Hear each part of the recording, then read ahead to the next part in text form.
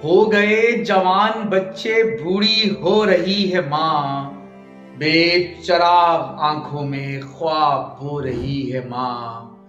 रोटी अपने हिस्से की देकर अपने बच्चों को सब्र की रिदा ओढ़े भूखी सो रही है माँ।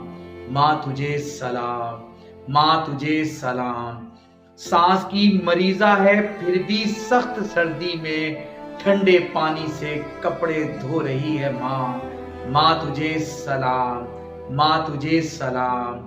गैर की शिकायत पर फिर किसी शरारत पर, गैर की शिकायत पर फिर किसी शरारत पर मार कर उसे खुद ही रो रही है माँ। माँ तुझे सलाम, माँ तुझे सलाम। खेलने से जो उसे रोकती थी मट्टी में, खेलने से जो उसे रोकती थी मट्टी में, ओढ़ कर उसी मट्टी को आज सो रही है माँ। माँ तुझे सलाम, माँ तुझे सलाम।